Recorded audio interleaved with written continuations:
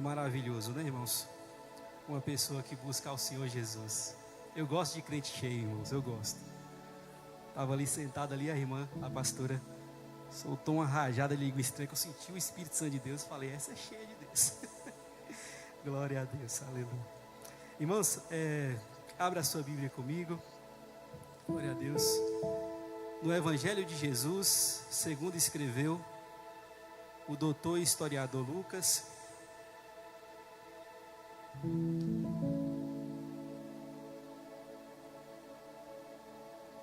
Evangelho de Jesus, segundo escreveu o doutor e historiador Lucas. Iremos fazer a leitura do capítulo de número 15, do versículo de número 11 a seguir. Glória a Deus.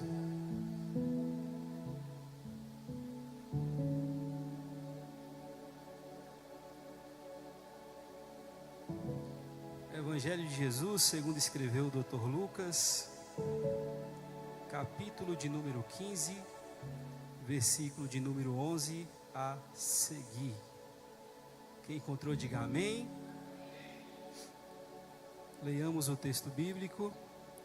A epígrafe textual diz a parábola do filho pródigo. E a partir do versículo de número 11 diz assim: continuou: certo homem tinha 2 filhos.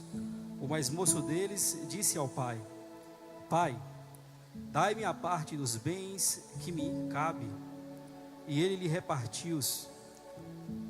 Passando não muitos dias, o filho mais moço, ajuntando tudo o que era seu, partiu para uma terra distante, e lá dissipou todos os seus bens, vivendo dissolutamente. Depois de ter consumido todo, sobreveio àquele país uma grande fome, e ele começou a passar necessidades. Então ele foi e se agregou a um dos cidadãos daquela terra, e este o mandou para os seus campos a guardar porcos.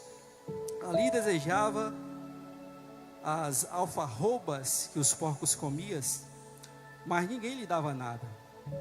Então caiu em si e disse: quantos trabalhadores de meu pai têm pão com fartura, e eu aqui morro de fome. Levantar-me-ei e irei ter com meu pai, e lhe direi: Pai, pequei contra os céus e diante de ti, já não sou digno de ser chamado teu filho, trata-me como um dos teus trabalhadores. Amém? Curve a sua cabeça, vamos fazer uma breve oração antes de começarmos a ministrar. Senhor Deus, Pai Todo-Poderoso, graça te damos, meu Deus, por tudo, meu Pai. Te louvamos por a primeira parte deste culto, pelos louvores, meu Pai. Glorificamos ao Senhor porque o Senhor trouxe a sua serva hoje para falar conosco, Senhor. Agradecemos ao Senhor por tudo, Senhor. Te louvamos porque és o Rei dos Reis, Senhor dos Senhores. És o alfa e o ômega, o princípio e o fim. És onisciente, onipresente, transcendente, soberano, Deus de glória. Te glorificamos, meu Deus, porque outrora estávamos mortos em pecados e o Senhor enviou seu único Filho para morrer na cruz do Calvário por nós pecadores. Te agradecemos pelo seu Espírito, ó Pai. E te pedimos nessa noite, Senhor, que o seu Espírito Santo venha falar conosco através dessa ministração, meu Pai. Que assim, meu Deus, como o Senhor ensinava os seus discípulos em particular, mais uma vez eu peço, Senhor, que o seu Espírito Santo nessa noite possa, ser Deus Pai Todo-Poderoso, nos ensinar o mais profundo da sua palavra. E que viemos sair daqui dessa noite renovados, cheios do seu Espírito Santo, Senhor, vivendo o novo do Senhor. É o que clamamos, é o que pedimos ao Senhor, em nome de Jesus, amém. Glória a Deus. Irmãos, esse texto é um texto bastante conhecido da palavra do Senhor. Eu acredito que todos que estão aqui presentes já ouviram inúmeras ministrações usando esse texto como base. Pois bem, se voltarmos no início do capítulo de número 15, no versículo 1, nós iremos entender em qual contexto que Jesus contou a história do filho pródigo. A Bíblia vai nos dizer que Jesus estava rodeado por publicanos, pecadores e fariseus. Então os fariseus começou a murmurar, começou a falar: quem é ele? Ele senta com pecadores, ele senta com publicanos, que negócio é esse? Por quê? Porque se você for analisar os fariseus, eles não sentavam com essas pessoas. Jesus então, para ensinar aos pecadores e também aos fariseus acerca do que estava acontecendo, ele conta 3 parábolas. Jesus conta a parábola da ovelha, Jesus conta a parábola da dracma perdida, e Jesus começa a contar no versículo de número 11, a parábola do filho pródigo. Parábolas era uma metodologia pedagógica, se assim podemos dizer, que Jesus Cristo utilizava para ensinar os seus servos acerca de princípios profundos espirituais. Jesus então começa a contar essa parábola. Ele diz que certo homem tinha 2 filhos. O filho mais moço chegou a ele e pediu a sua herança, lembrando que o pai ainda estava vivo, né? Ainda estava vivo. De acordo com a cultura judaica, se um filho novo com seu pai ainda vivo chegasse e pedisse a sua herança, com outras palavras, ele estava falando: eu não me importo que o senhor está vivo, né? Ele estava desonrando o seu pai. Pois bem, a Bíblia vai dizer que esse pai é tão bom, que o pai podia fazer o quê? Não vou dar nada não, mas o pai era tão bom, que ele divide a sua herança, dá a parte do seu filho. O filho então vai ir para uma terra muito distante, cometendo aí outro erro, porque de acordo com a cultura judaica também, até que o pai podia separar a sua herança e repartir para os seus filhos, mas o filho não poderia vender enquanto que o seu pai estivesse vivo. E o filho pródigo não estava nem aí, pegou o que tinha, vendeu, foi para uma terra distante, e a Bíblia vai dizer que lá ele gastou toda a sua herança de forma errada. Mas como tudo que você faz na vida volta para você novamente, a Bíblia vai nos dizer que veio uma fome muito grande sobre aquela terra. E o filho pródigo, que antes era um filho, né, de papai, uma pessoa rica, começou a passar necessidades ao ponto de começar a trabalhar cuidando de porcos. E se você for analisar também, de acordo com a cultura judaica, os judeus têm os porcos como um animal imundo, não é? Então ele chegou ao fundo do poço, ele estava ali cuidando de porcos, e a Bíblia também nos conta que houve momentos que ele olhou para a comida dos porcos e sentiu vontade de comer. Até que então, no fundo do poço, ele decide tomar uma decisão louvável. E ele diz: na casa do meu pai, até os trabalhadores deles têm fartura de alimento, e eu aqui nessa situação, já sei, levantar-me-ei e irei ter com meu pai. Amém? Nessa noite, eu quero ministrar, baseado no tema, o poder das decisões. E iremos ter como exemplo as decisões erradas e as decisões corretas que foi tomada pelo filho pródigo. Antes de começarmos a analisar quais foram as atitudes, as decisões erradas que ele tomou, eu quero refletir um pouco com você como se formam as decisões. Já parou para pensar nisso? As decisões que você toma, como elas se formam? Todos os dias nós tomamos decisões. Qual roupa vamos vestir, se vamos ao trabalho ou não, qual comida vamos comer. Se tem uma coisa que fazemos muito é tomar decisão, mas como as decisões se formam? Amém? As decisões, elas são formadas através de 4 etapas. Quantas etapas? Quantas etapas? Primeira etapa da decisão, de você formar uma decisão, são as informações que você adquire. Amém? A primeira etapa são as informações. Você chega em um determinado ambiente, você começa a ouvir algumas coisas, não é? As informações também que você não absorve somente através do ambiente, mas através, hoje, muito das redes sociais. As informações que você adquire através de uma leitura, de um vídeo que você assiste, tudo isso vai colaborar para as decisões que você vai tomar. A primeira etapa da decisão é absorver informações. Você absorve as informações. Depois que você absorve as informações, amém, irmãos? Você começa a pensar sobre as informações que você obteve, sim ou não? De acordo com o que eu estou falando, você está pensando acerca do que eu estou falando. Por quê? Porque você está absorvendo essas informações. A nossa mente, depois que absorvemos algumas informações, começa a raciocinar, pensar acerca dessa informação. Depois que nós pensamos e começamos a formar algumas opiniões, surge então a emoção, amém? E a emoção, ela é o combustível que nos impulsiona a tomar as nossas decisões e ter as nossas atitudes. Daí então está uma decisão formada e tomada. Se você for parar para analisar, a primeira etapa da decisão é a absorção de informar. O que vai definir qual decisão você vai tomar são as informações que você tem absorvido. Amém, irmãos? E aqui eu quero citar um texto que eu achei bastante interessante, amém? Uma frase bastante interessante. As decisões definem o nosso destino. As decisões definem o nosso destino. E o que define as decisões são as informações que nós absorvemos. Amém? Quem não se lembra do Salmo 1,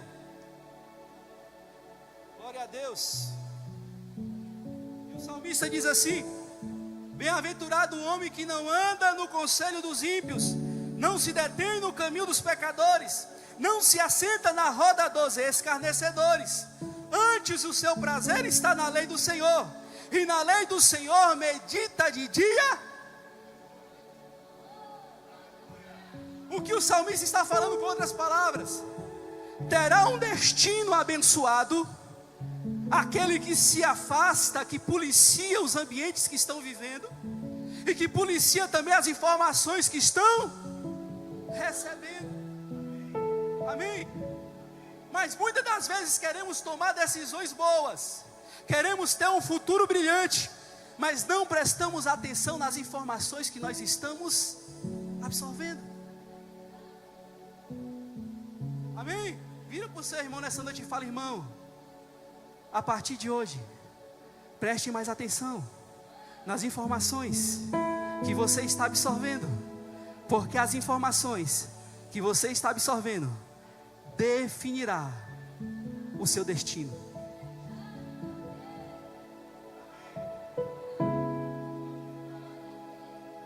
Quer ter um futuro brilhante?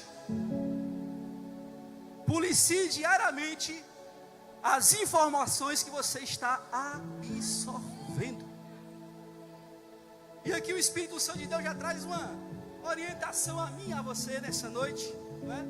Tem pessoas que falam assim: eu vou deixar a vida me levar, eu vou viver de qualquer jeito, eu não estou nem aí para nada, não é? Mas todas essas pessoas, se você parar para conversar com ela tem um desejo de ter um futuro brilhante, mas não policia as informações que está absorvendo. Glória a Deus, louvado seja o nome do Senhor Jesus Cristo.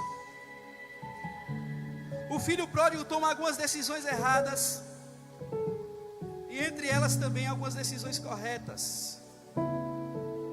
Glória a Deus. Primeira decisão errada que o filho pródigo toma: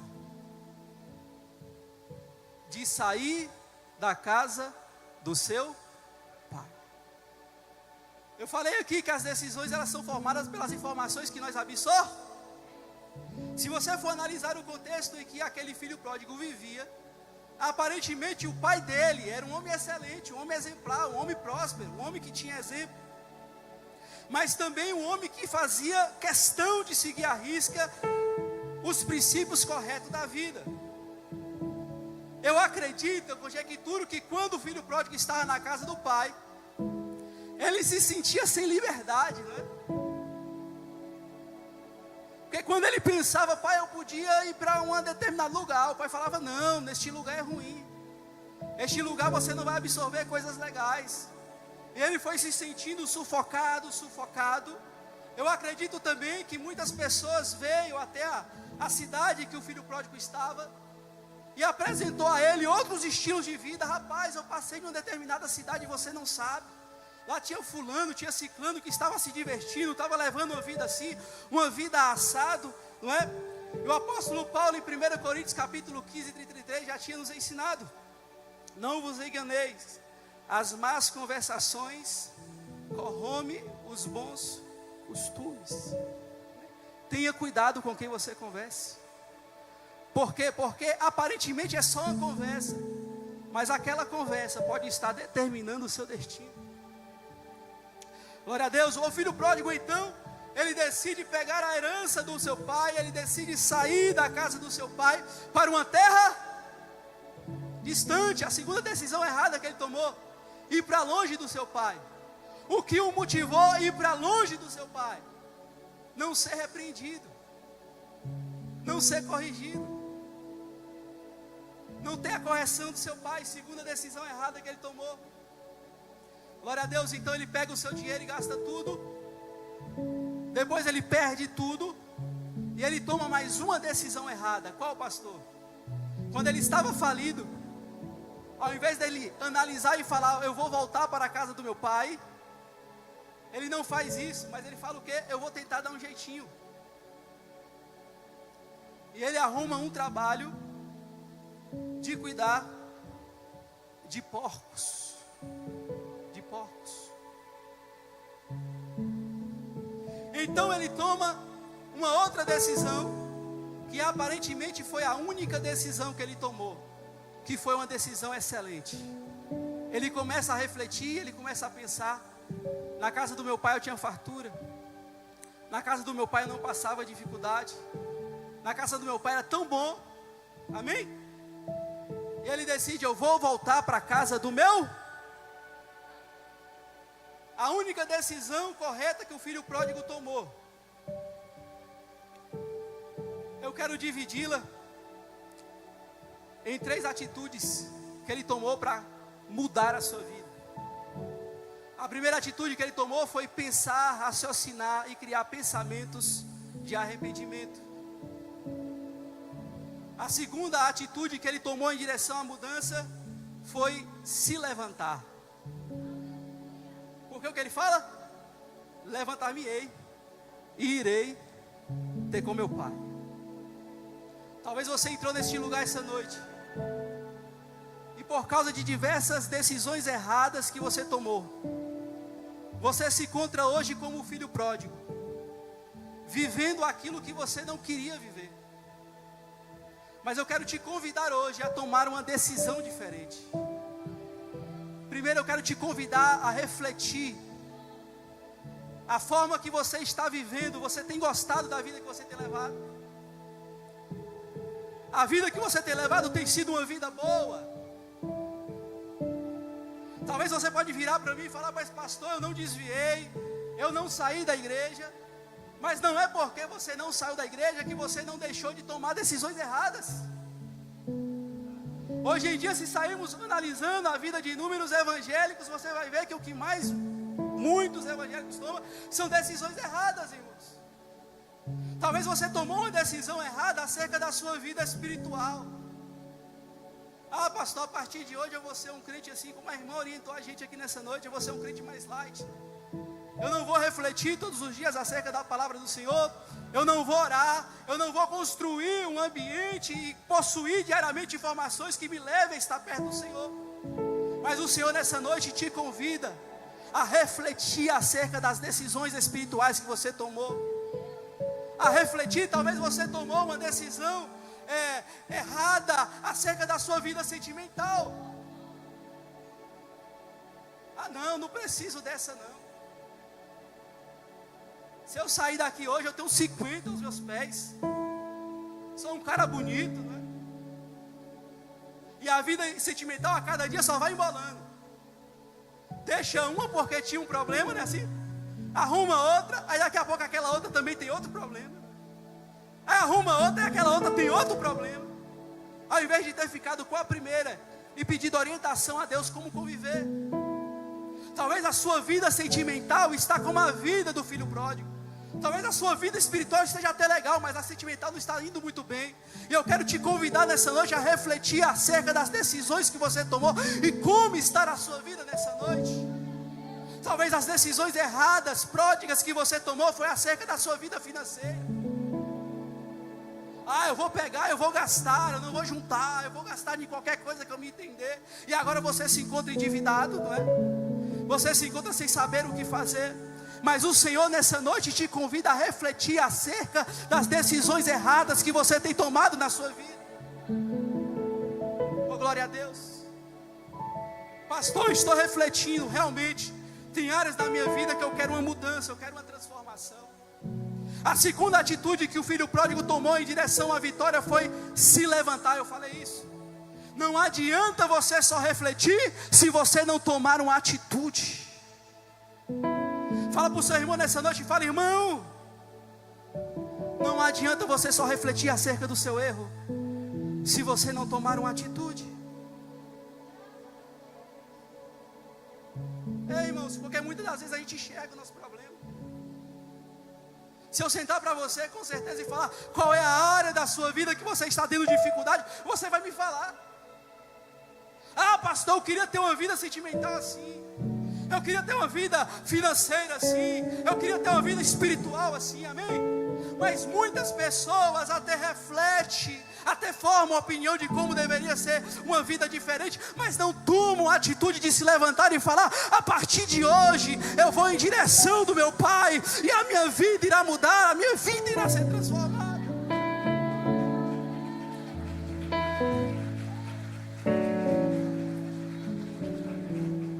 Eu gosto muito de uma frase que eu vi esses dias, que diz que só floresce a semente que foi plantada. Amém? Só floresce a semente que foi plantada. Se você até tem uma ideia de como a sua vida sentimental vai melhorar, mas se você não plantar atitudes de transformação na sua vida sentimental, a sua vida sentimental vai continuar da mesma forma. A sua vida financeira vai continuar da mesma forma. A sua vida espiritual vai continuar da mesma forma. Mas hoje você tem que decidir, como o filho pródigo: levantar-me-ei, me colocarei de pé, tomarei uma decisão, farei alguma coisa para que a minha vida seja transformada.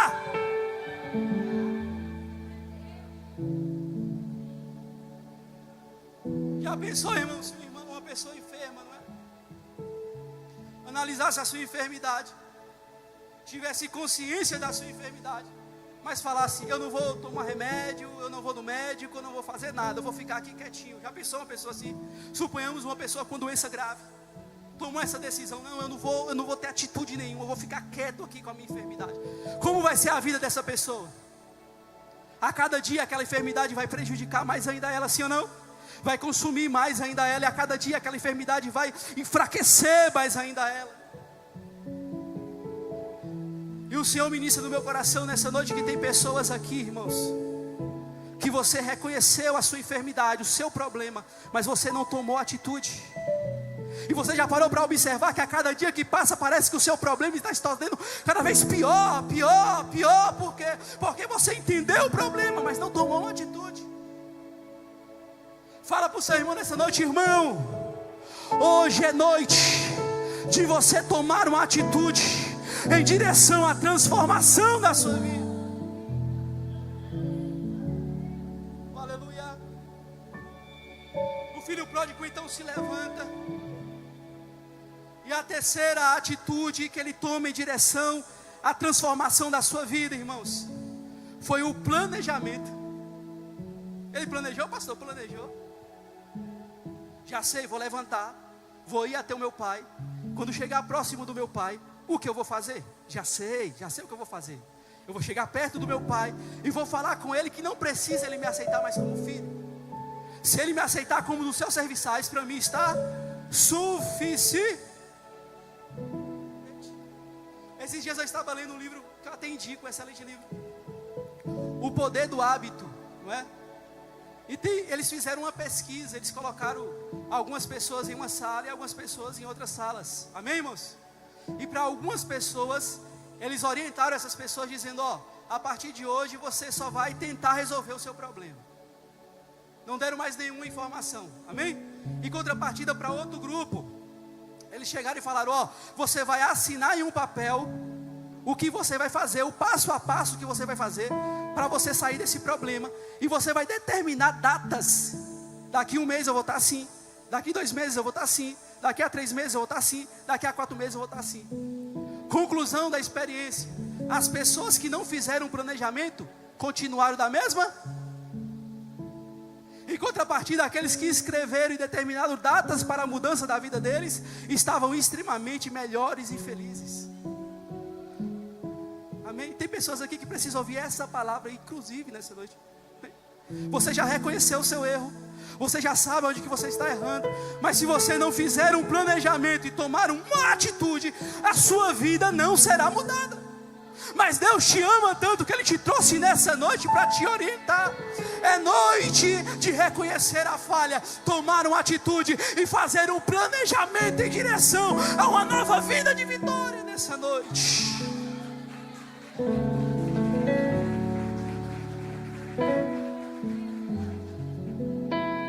Glória a Deus.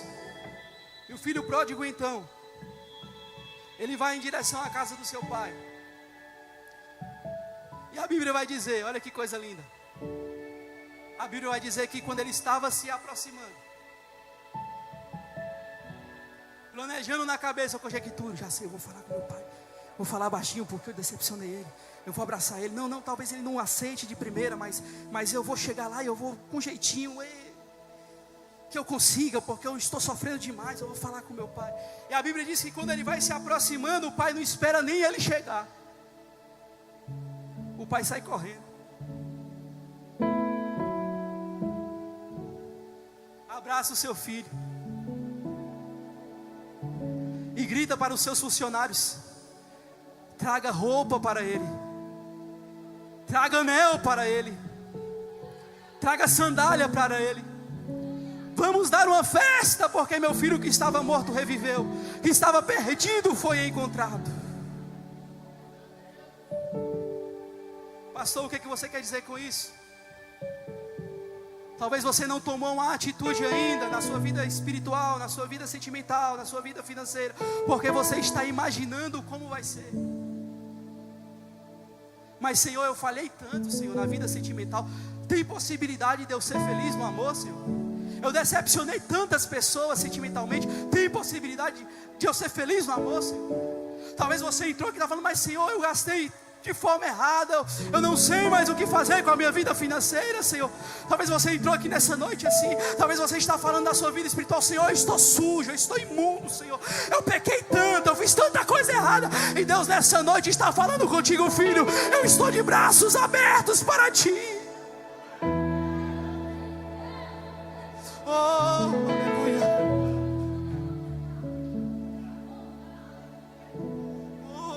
Aleluia, o Pai não está olhando aonde que você caiu, Ele já está planejando aonde que Ele vai te colocar de pé.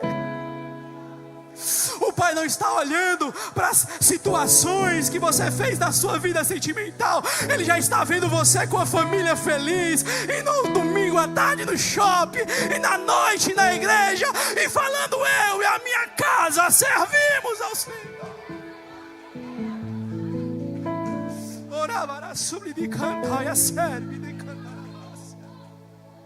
Oh, Espírito Santo de Deus, talvez você está vindo em direção ao Pai falando: Senhor, eu acredito que o projeto era lindo mesmo, Senhor. Eu iria pregar em diversos lugares, eu ia ser um pastor, eu iria ser cheio da sua unção, mas eu pequei tanto. E o Senhor só está olhando para você com um sorriso nos cantos, de braço aberto, e falando: meu Pai, Ele está voltando.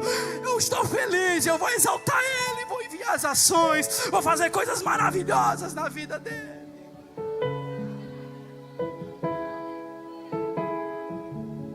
Se Jesus nos ensinou perdoar 7 vezes 70. Você acha que Ele não tem perdão para você? Você acha que Ele não tem perdão para você? Uma coisa que eu aprendi na minha vida espiritual, irmãos.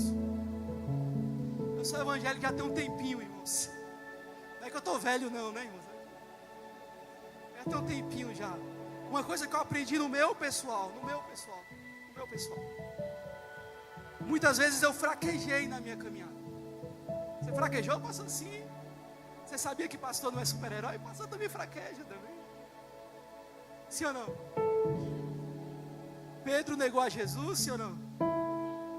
Os apóstolos abandonou a Jesus. Há momentos na nossa vida que a gente fraqueja.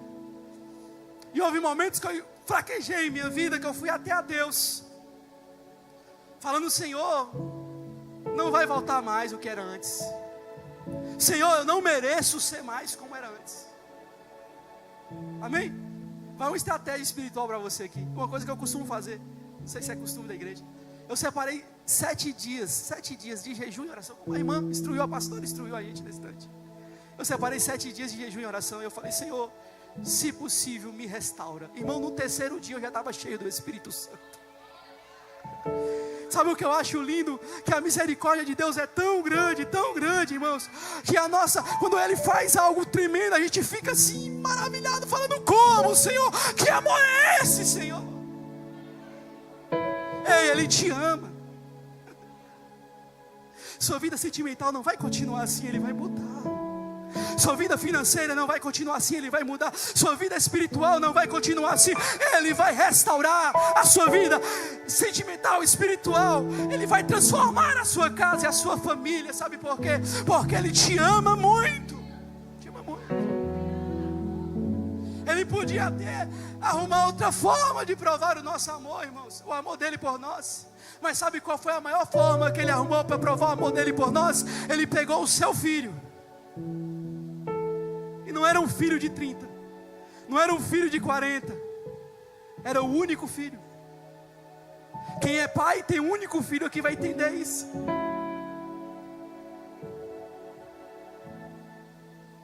A experiência mais fantástica que eu tive na minha vida, irmãos, por 3 vezes, glória a Deus e aleluia, né? Foi ser pai. Amém? Antes de ser pai, se apontasse a arma para alguém e falasse: eu vou matar, eu corria, que eu sou medroso, estava longe. Depois de ser pai, se aponta a arma para o seu filho e você entra na frente, porque você acaba amando mais o seu filho do que você mesmo. E o exemplo que Deus arranjou para nos transmitir o amor dele foi justamente ele. Ele pegou seu único filho e entregou na cruz do Calvário, por mim e por você. E a única coisa que eu consigo falar para Deus diante desse amor é: por que, Senhor? Que amor é esse, Senhor? Porque o Senhor me ama tanto, assim como diz aquele louvor de Lázaro, né? Talvez você está olhando para você mesmo e está falando: Senhor, para mim não tem mais jeito, para minha situação não tem mais jeito, para minha vida não tem mais jeito. Mas Deus está falando contigo nessa noite: eu morri por você. Eu dei meu único filho na cruz do Calvário por você. Que é prova de amor maior do que essa? Oh, aleluia. E quando o filho pródigo chega na casa do pai, já vou finalizar, o pai dá ao filho pródigo roupa limpa, anel e sandália. Amém? Mas ele fala assim, irmãos, é isso que eu estou ensinando você aqui, que foi experiência pessoal minha. Ele fala assim: ah, não, vou botar você aqui em tratamento. Se daqui, vou botar você como funcionário, daqui uns 4, 5 meses, se você demonstrar uma mudança, eu vou dar você acesso novamente à roupa limpa, anel e sandália. Foi assim que o pai fez? Ele não tinha nem pedido. Traga roupas limpas, anel e sandália. Roupa limpa simboliza purificação espiritual. Talvez você está se sentindo sujo espiritualmente, mas se não acontecer, eu rasgo a minha Bíblia, irmãos, e deixe de ser crente. Se você hoje decidir estar novamente abraçado com o Pai, você vai ver uma semaninha, um mesinho, você vai estar falando em línguas estranhas, sentindo o poder de Deus. sentindo a unção do Espírito Santo de Deus. Por quê? Porque eu mereço? Não, nós não merecemos, por causa do amor dele e da misericórdia dele. Anel fala acerca de honra. Anel no contexto bíblico simboliza honra. Quando o pai fala traga o anel, o pai estava devolvendo novamente a... Talvez você entrou aqui hoje, né? E todos os nomes pejorativos possíveis para direcionar uma mulher ou um homem, as pessoas direcionam a você, né? Galinha, não é assim, moço? Galinha gospel, né? No contexto. Por quê? Porque você teve uma vida sentimental muito turbada. Mas o Senhor está falando contigo de novo. Eu vou te honrar. Eu vou devolver para você o anel. Eu vou devolver para você a honra. E aquelas pessoas que estavam zombando de você, vai ver a sua família linda vindo para a igreja no domingo à noite e vão falar: Deus é um Deus que devolve a honra para as pessoas que o amam. Deus vai devolver a honra para você novamente. Talvez você não sabe aonde colocar a cabeça mais. Deixa eu ver, Senhor, eu vou pela rua de cima. Ah não, Senhor, na rua de cima eu devo a Dona Maria. Ah, Senhor, eu vou pela rua de baixo. Ah não, na rua de baixo eu devo o Senhor João. Esses dias eu trabalho com vendas, irmãos, e no mesmo dia, na mesma rua, 2 pessoas chegou para mim e falaram: sabe fulano que mora no número tal? Eu falei: sei, não vende não, que é enrolado. Talvez a sua moral está assim, ninguém confia mais, nem vender uma bala para você. Mas se você decidir hoje voltar para o Pai, Deus está falando contigo: eu vou trazer a honra financeira para a sua vida novamente. Eu vou trazer a honra novamente para a sua vida. Oh, aleluia. Eu não sei o que você está passando ou como você está vivendo, mas hoje Deus marcou uma noite para devolver para você a roupa limpa, o anel de honra e a sandália nos seus pés. Pastor, e a sandália, pastor? Se você for analisar no contexto judaico, só quem usava sandálias eram os filhos. Geralmente escravos não usavam sandálias. Amém? Quando o pai devolve a sandália para o filho, ele está falando, não é? Estou te recebendo de novo, da mesma forma que você saiu. Estou restaurando a sua vida hoje da mesma forma, do mesmo jeitinho. Te devolvendo a honra, limpando você e te recebendo novamente como filho. Essa é noite de recomeço, amém? Essa é a noite de recomeço que Deus marcou para você, para transformar a sua vida. Eu não sei como você entrou aqui, mas eu te convido nessa noite a tomar uma decisão de vir novamente ao Pai, com a sua vida sentimental, com a sua vida financeira, com a sua vida espiritual bagunçada, e colocar diante de Deus e falar: Deus, eu pequei contra ti, não sou digno de ser chamado seu filho, mas faz conforme a sua vontade. Se coloca sobre os seus pés nessa noite, vamos orar para finalizar. Oh Espírito Santo de Deus, oh aleluia. Senhor Deus, Pai Todo-Poderoso, eu quero nessa noite interceder pelo meu irmão que entrou nessa noite, Senhor.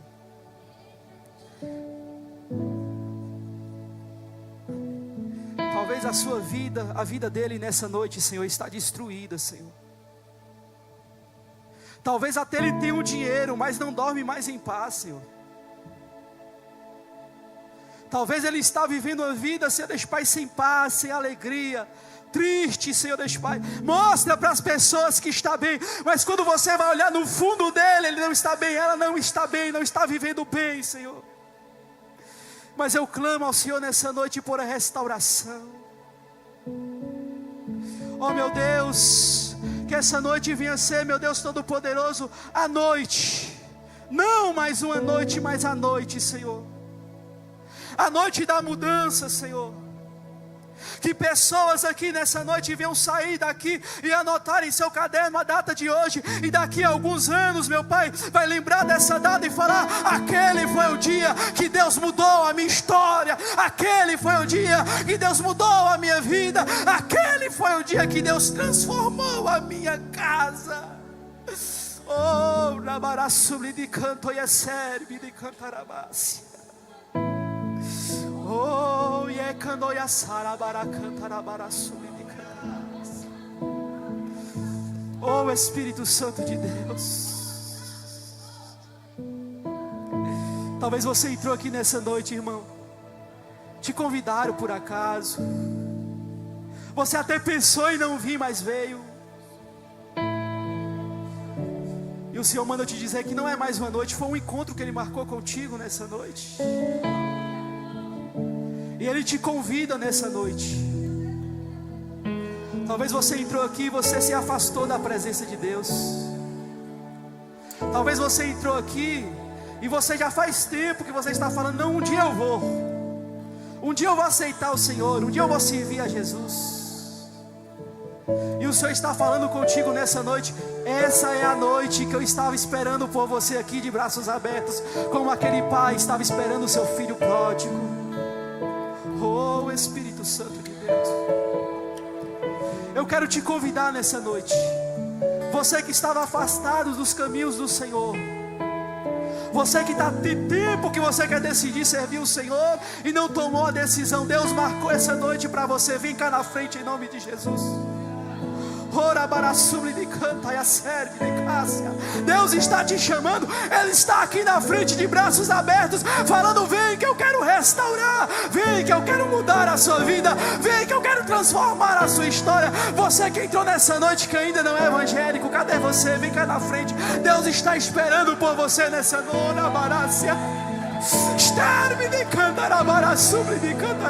Aplauda o nome do Senhor Jesus nessa noite, porque a Bíblia diz que quando o pecador se arrepende, há festa no céu, irmão.